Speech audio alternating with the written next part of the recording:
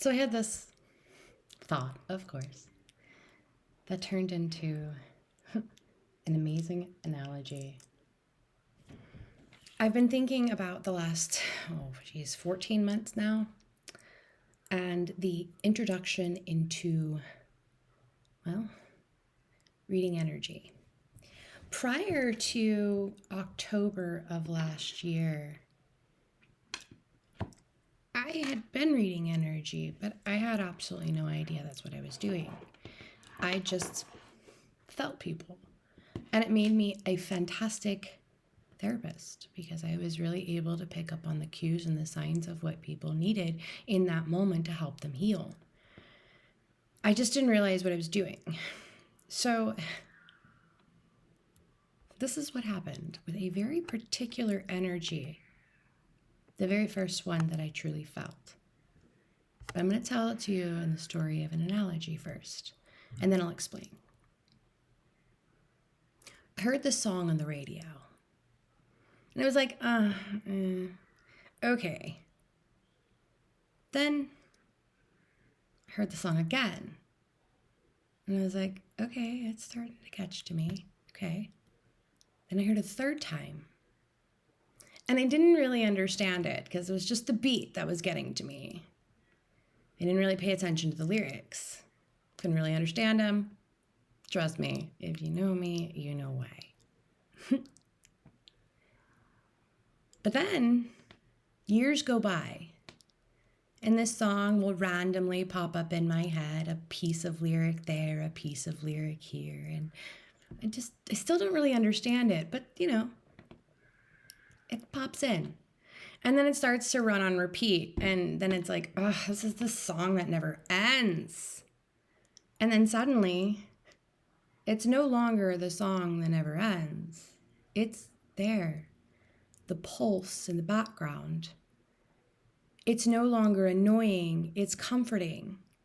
It's not just comforting, it's the beat to which you walk, that which lifts you up, that which makes you cry, but in a good way. You may still not be able to understand it, but it feels like it's connected. There's a reason. And then suddenly, it's no longer just the background beat. You randomly, out of nowhere, know every single line of every single song and air guitar that thing when you're walking down the street. Like, this is the greatest song ever! And then you realized, oh, wow, this is my favorite song. And it has been all along. Now, let me explain that. When I first started feeling the energy that I'd already been feeling but was unaware of, when I started to become aware of it, it actually started with a song. Well, it's not entirely true. It went to like 11 with a song. And the way that song literally manipulated my energy to a point where I could not deny what the song made me feel, that's when I started opening myself up. But I wasn't able to understand it. If you think of energy as a frequency or a wave, every single one of those threads of energy comes from a different source of consciousness.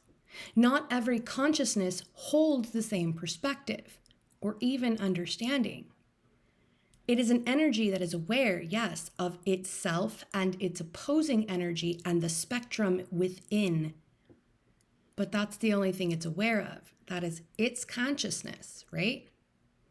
So if I'm not tapped into that consciousness, but I am observing the consciousness, for example, me observing an ant on the sidewalk, I can observe that ant, but that doesn't mean I understand what that ant is thinking because I don't understand that consciousness.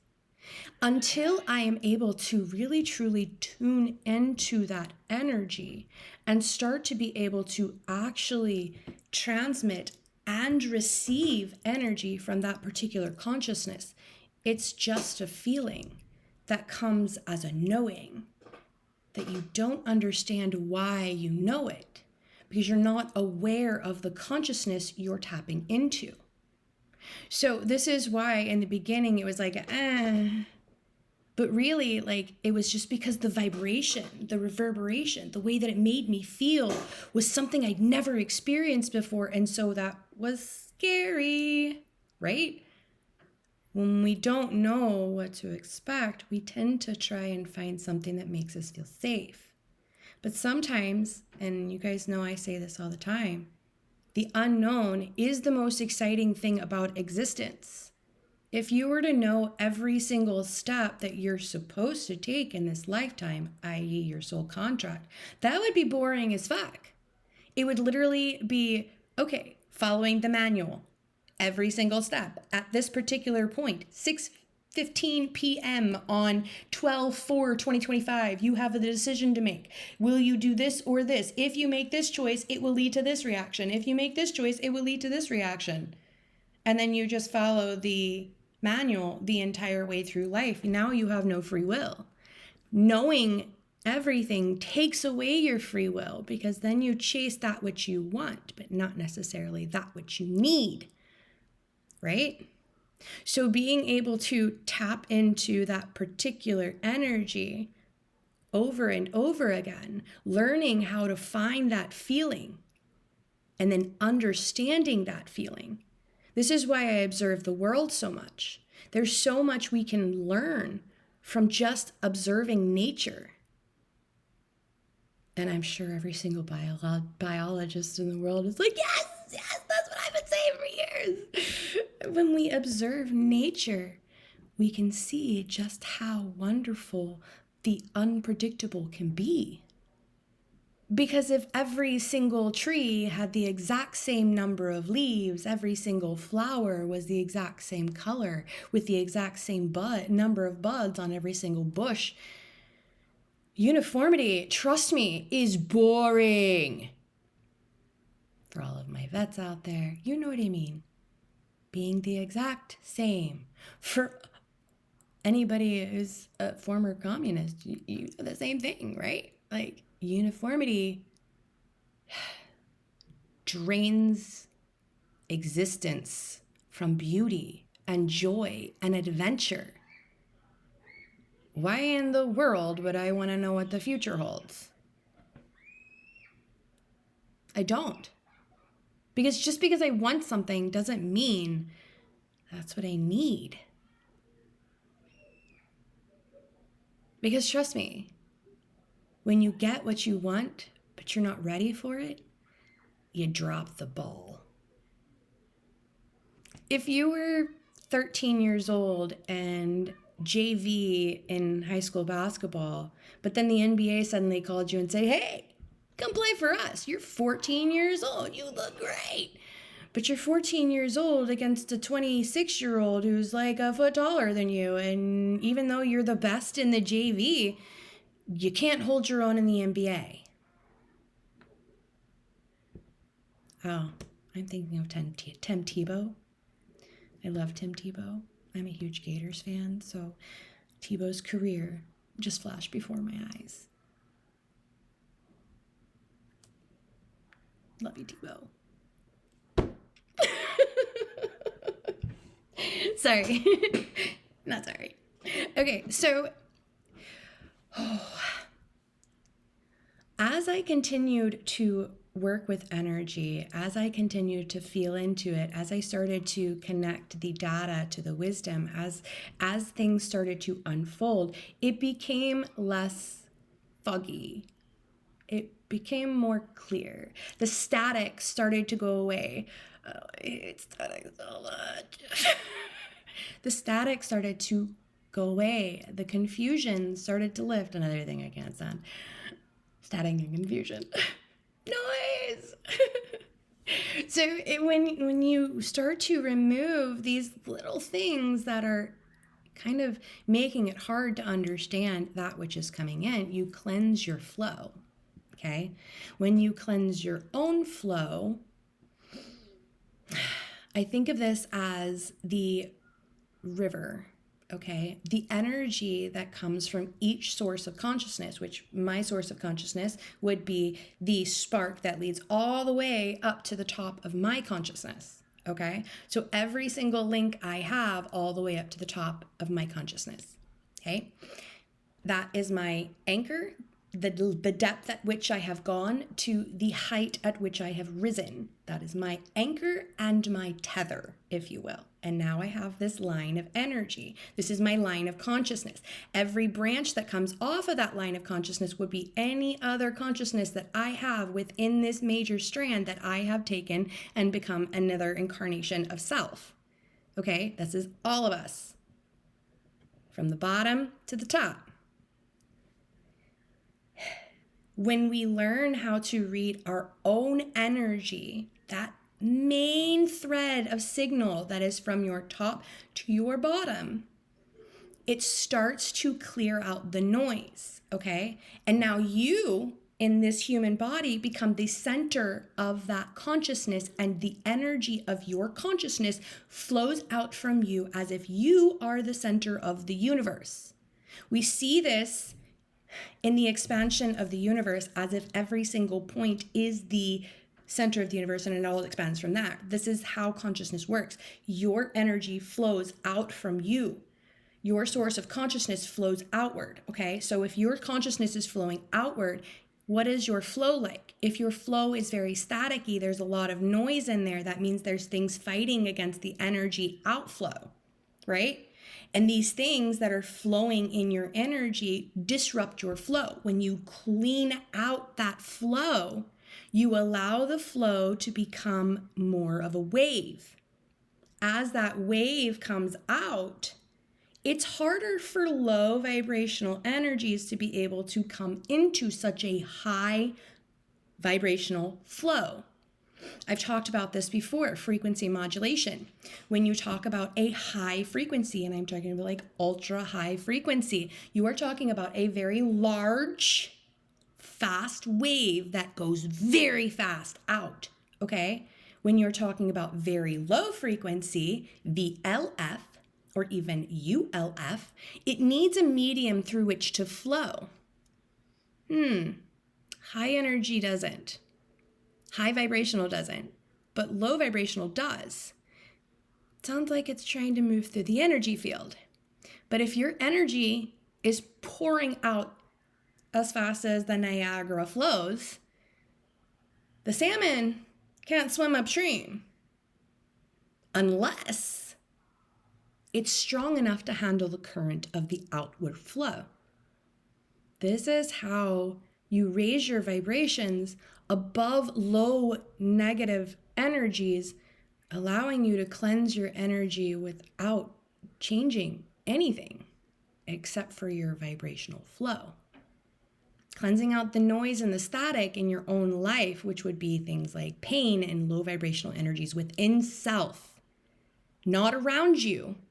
They have nothing to do with what is coming into your field. They're just being them and doing their thing, right? So they're just flashing out there all of their low vibrational energies. They're not conscious, right? Low vibrational energies are not conscious. High vibrational energies are more conscious. They have more bandwidth. They have more information. They are flowing out more information. They are more connected to the consciousness. So when you are flowing outward, beautifully, happily, not even paying attention to what's going on around you, you have no idea what's going on in the riffraff that's trying to get into your energy.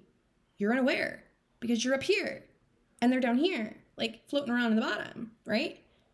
Of course, it's absolutely necessary for you to understand that if they're still floating around in your energy, you're attracting that energy, but why? Not necessarily a bad thing, but why? Is it because you're shining and you're agitating the low vibrational energies in them? Don't take it personally. Take it as you're doing your job. That is our job. To be the light, to be the beacon, to connect to our consciousness to affect every single branch that is on that consciousness. Every other version of you that could be low vibrational because it hasn't healed yet, that's a part of you. So when you connect to your consciousness, every branch on that consciousness is affected. Because even if this is your main consciousness, let's say this is Gaia's consciousness, okay? And you are this branch right here, right? You have connected into that source, that source of the consciousness. You know that because you are connected to Gaia in some way, that is connected to your highest, and therefore you are connected, right? But you're still a branch within this consciousness. So you connect to this consciousness, affecting all of the other branches that come off of this consciousness. When you feed into this consciousness, it feeds all of the other branches on that consciousness. This is how it works. And when you outflow as hard as you possibly can, because you're just living you and being authentic, when you shine, your wisdom comes through.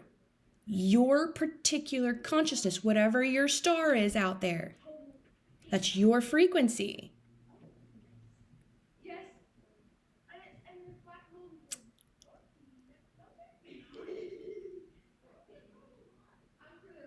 So, now that we've talked about that, let's talk about this energy that keeps coming in. Okay, the one that I couldn't quite understand. So when I first started connecting into the consciousness, it came as flashes. They were momentary flashes that just came, and I was unable to handle, what is this energy that I'm feeling? What is this that I'm seeing? Because it would be in meditation. It would be when I touched people. It would be when I connected. It was in the music. It was everywhere around me, but it didn't make sense because they were just flashes of what felt like flashbacks of memories of lives I didn't understand. As I started to study the energy, and that's exactly what I did, I spent like 3 months reading energy in everything, not just tarot cards or oracle decks. I was reading the energy in the environment around me. I was feeling my own energy. I was noticing when things changed in my environment, what I felt like the breeze shifting. Okay, the breeze shifted in that direction. I was looking at the flag. Why should I look this way? And then suddenly there's something I needed to look at, like maybe a sign that said some words that I was like, oh, well, that led to a thought. And I started to notice these things. And as I started to notice them, the consciousness that I was connected to started speaking to me in a way that wasn't words. It was all visible and then thought. And it was a sudden understanding, a sudden knowing, something I understood but had never studied in my life.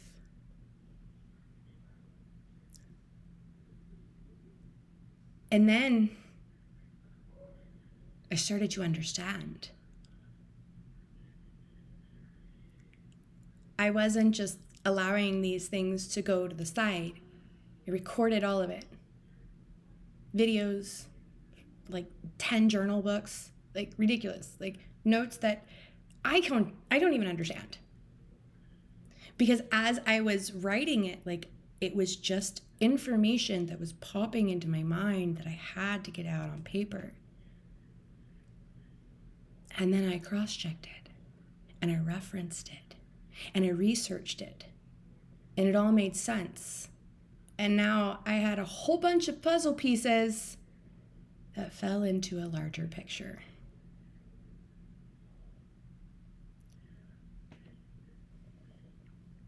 When we slowly reawaken, it's not easy. It's not like a sudden, oh, wow. No, it's a, oh my gosh, am I going motherfucking crazy? And then no, there's too much here that makes sense to be crazy. And now I'm hearing it in other places, and now I'm seeing it in references and research, and maybe I should listen to my intuition. Light bulb, aha moment, breakthrough. This is when the logic and the intuition meet, because I had been driven by logic for so many years. I was feeling these things, and I considered myself to be very empathetic, but it was even before I knew the word empath, period. It was before I'd ever even understood what an extrasensory person was, or even an extra sensitive person. I was living in an analytical, logical mindset, never allowing myself into emotions because emotions scared me. You have to be able to feel, which is something I didn't do, except for in explosive events. I wouldn't allow myself to feel, because now I understand why they were so emotionally overwhelming. Now I allow myself to feel freely because it's not overwhelming. I've learned how to find that balance, and I understand it now. I'm allowing myself to truly see. It's a process.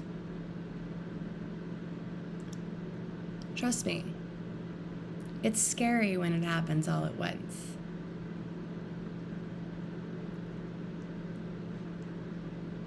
It's even scary when it happens a little bit at a time. But when it happens all at once, it feels like your brain is breaking. Which is why we don't do that. All right, guys. I'll talk to you later. Bye.